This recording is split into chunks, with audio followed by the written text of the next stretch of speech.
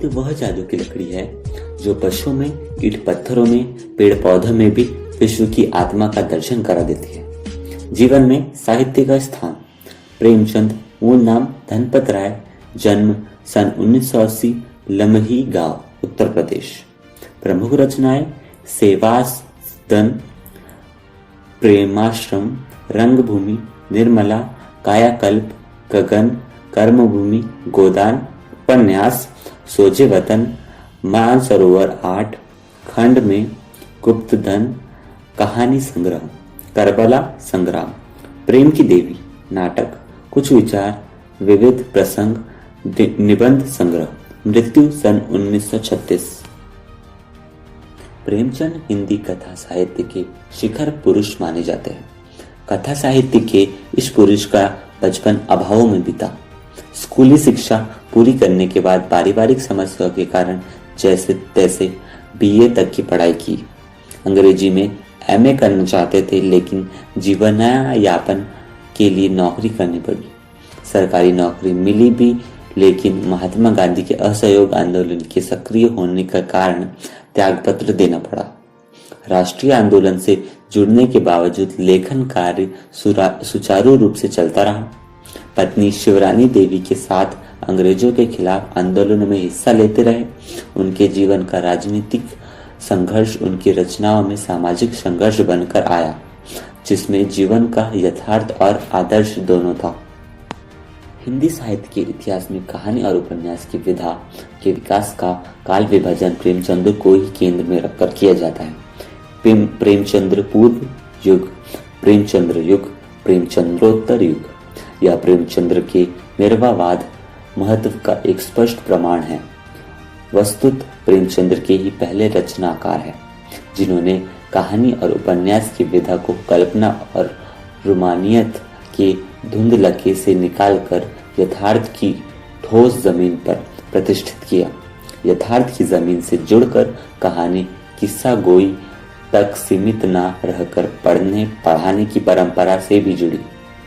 इसमें उनकी हिंदुस्तानी, हिंदी उर्दू मिश्रित है, भाषा का विशेष योगदान रहा। उनके यहाँ हिंदुस्तानी होने का भाषा अपने पूरे ठाट बाट और जातीय स्वरूप के साथ आई है।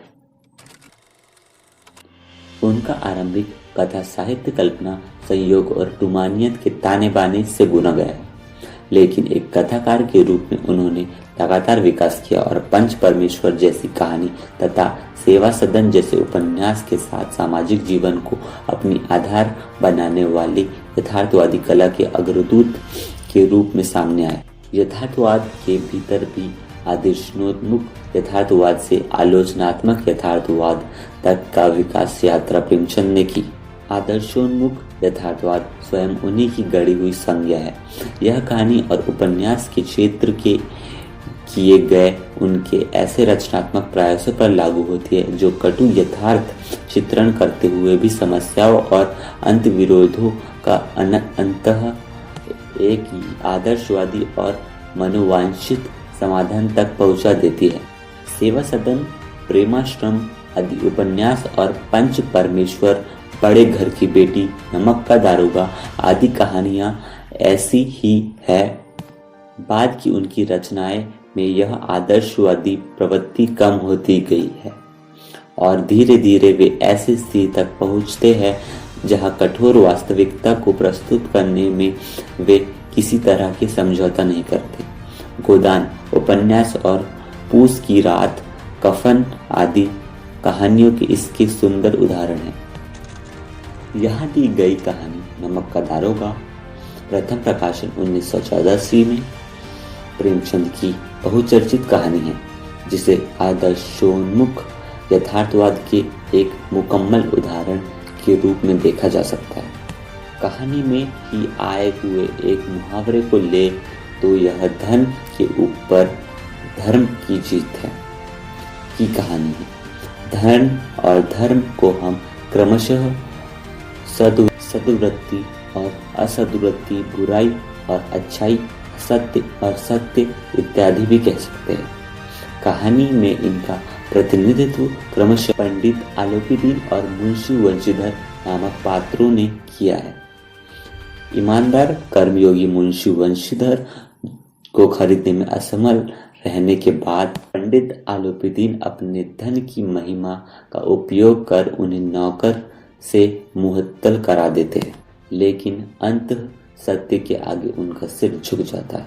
वे सरकारी महकमे से बर्खास्त वंशीधर को बहुत ऊंचे वेतन और भत्ते के साथ अपनी सारी जायदाद का स्थायी मैनेजर नियुक्त करते हैं और गहरे अपराध बोध से भरी हुई वाणी में निवेदन करते हैं, परमात्मा से यही प्रार्थना है कि वह आपको सदैव वही नदी का किनारे वाला बैमुरावत उद्दंड किंतु धर्मनिष्ठ दारोगा बनाए रखे। कहानी के इस अंतिम प्रसंग से पहले तक की समस्त घटनाएं प्रशासनिक और न्यायिक व्यवस्था में व्याप्त भ्रष्टाचार तथा उस भ्रष्टाचार की व्यापक सामाजिक स्वीकार्यता को अत्यंत सहायक तरीके से हमारे सामने उजागर करती है।